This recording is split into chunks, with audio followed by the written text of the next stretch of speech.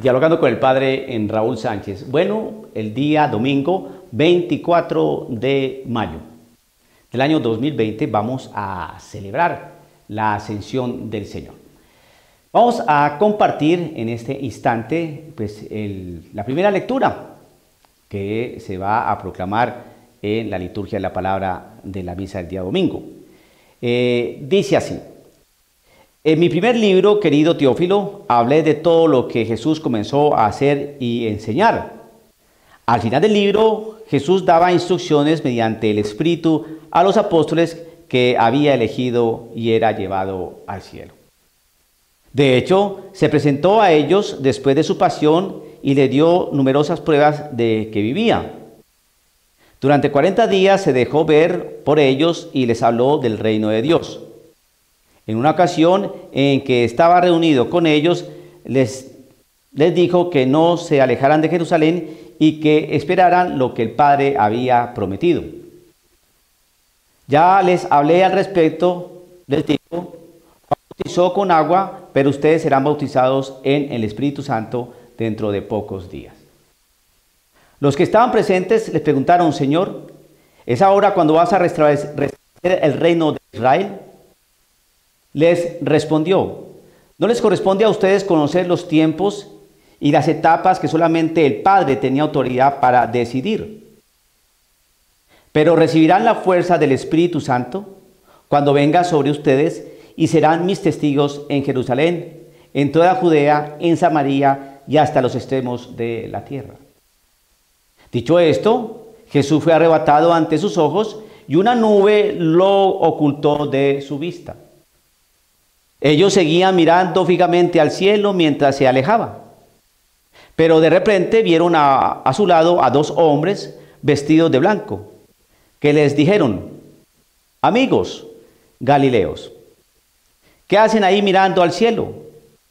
Este Jesús que les ha sido quitado volverá de la misma manera que ustedes lo han visto ir al cielo. Palabra del Señor. Bien. Vamos a tratar de explicar lo mejor posible este acontecimiento. Hablar de resurrecciones, de ascensiones al cielo, de ángeles, de que se desapareció, bueno, todo ese tipo de cosas vistas desde una perspectiva racionalista es prácticamente imposible de creer. ¿Por qué? Porque el mismo acontecimiento desborda las mismas leyes de la naturaleza, desborda el entendimiento, desborda la razón.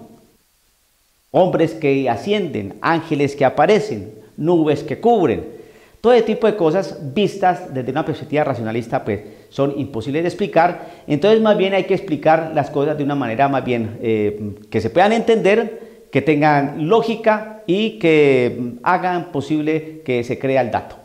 Entonces aparecen pues las locuraciones teológicas, las especulaciones teológicas, el significado de ese hecho que se narró de esa manera, las interpretaciones, la hermenéutica, etcétera, etcétera.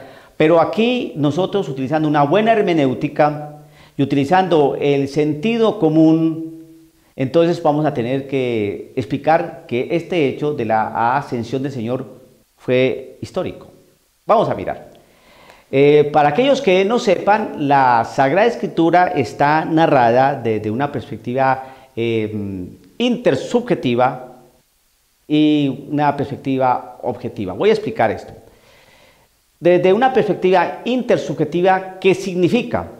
Que el acontecimiento, el hecho que vio el testigo, que vio la persona, lo narra de acuerdo al impacto que le causó. 3 personas, 5 personas, 2 personas vieron un mismo hecho y de acuerdo al impacto que ese hecho produjo en sus vidas es narrado.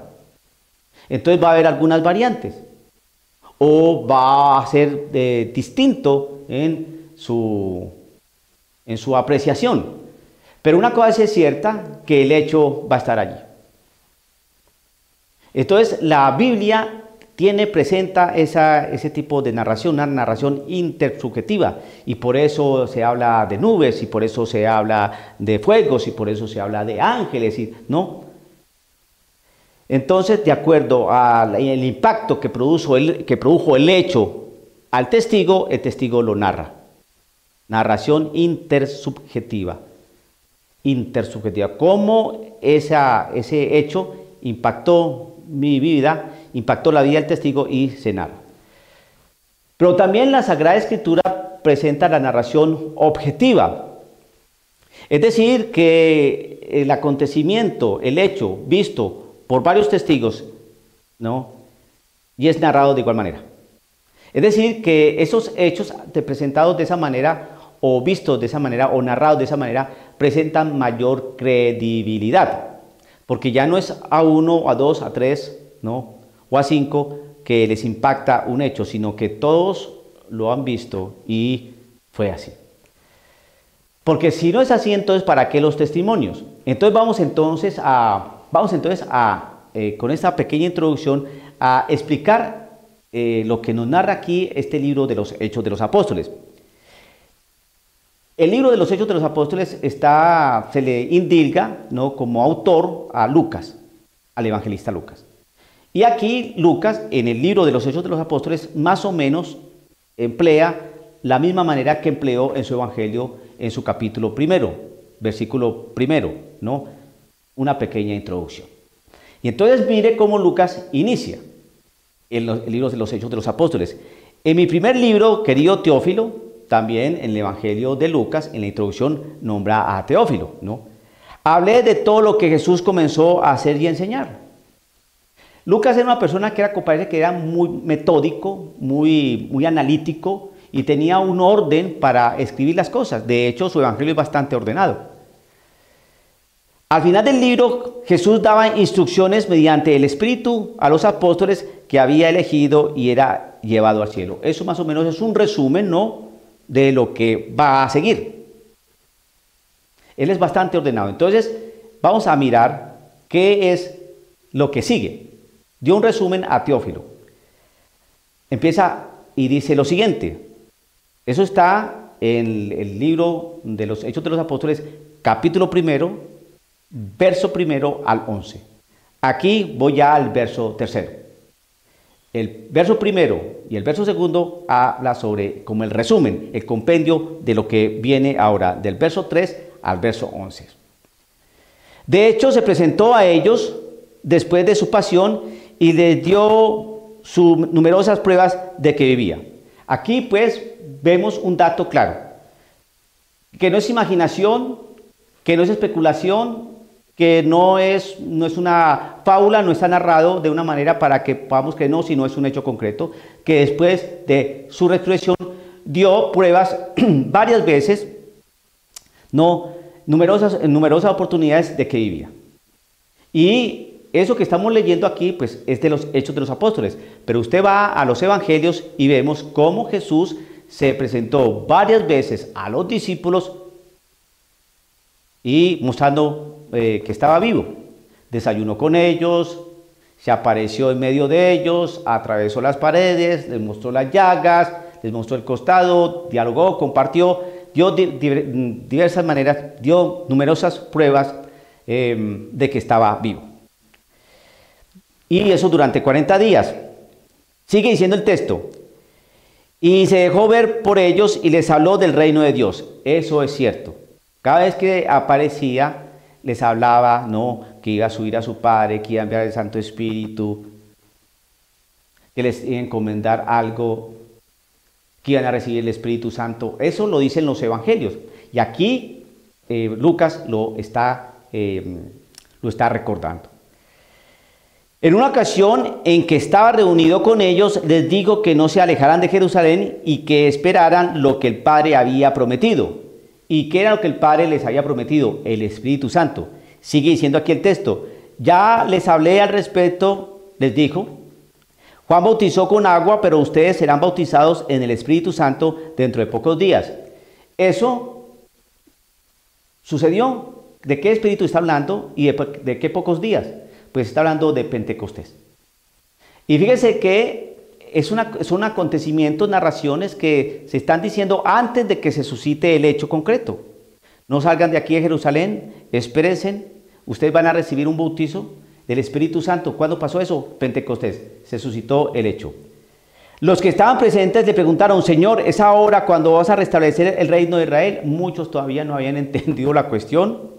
Ellos esperaban pues al Mesías, al guerrero, al fuerte, al con poder del ejército para acabar con el imperio romano y para establecerse nuevamente como reino. Y todavía pensaban que era así. ¿Qué les contesta Jesús? Les respondió Jesús, no les corresponde a ustedes conocer los tiempos y las etapas, que solamente el Padre tenía autoridad para decidir.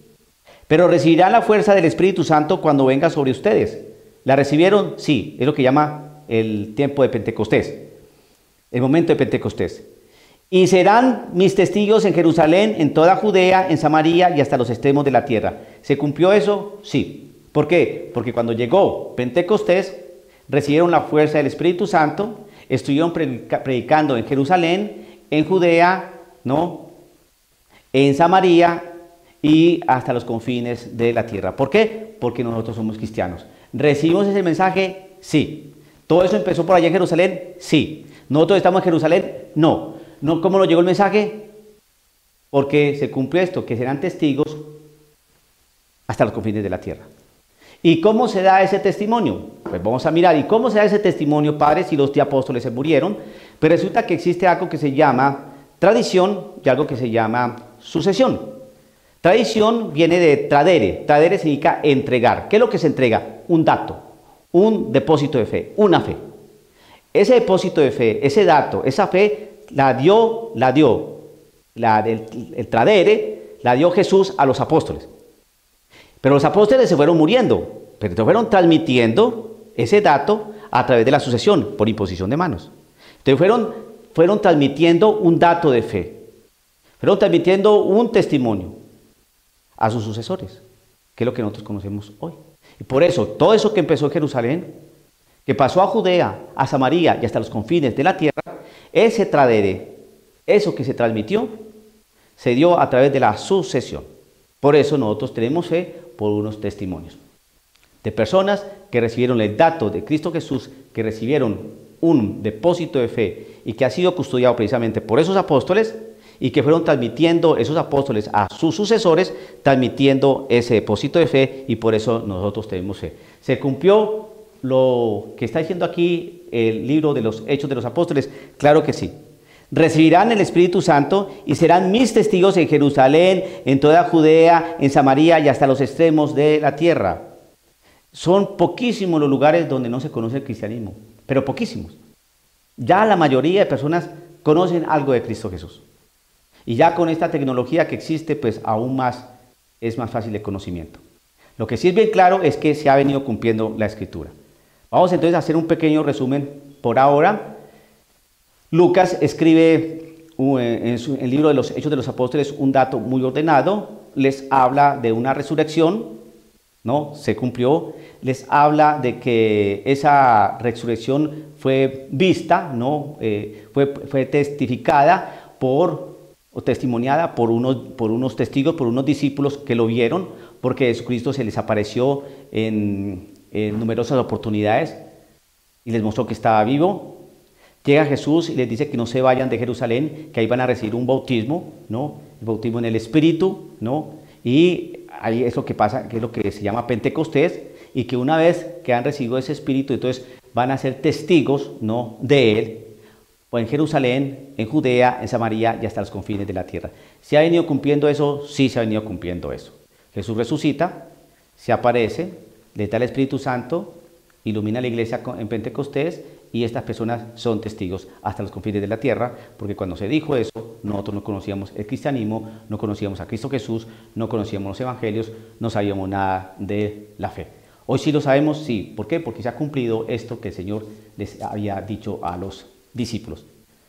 Dicho esto, Jesús fue arrebatado ante sus ojos y una nube lo ocultó de su vista. Ellos seguían mirando fijamente al cielo mientras se alejaba. ¿Ve? Ellos, varios, los 12, estaban viendo el acontecimiento.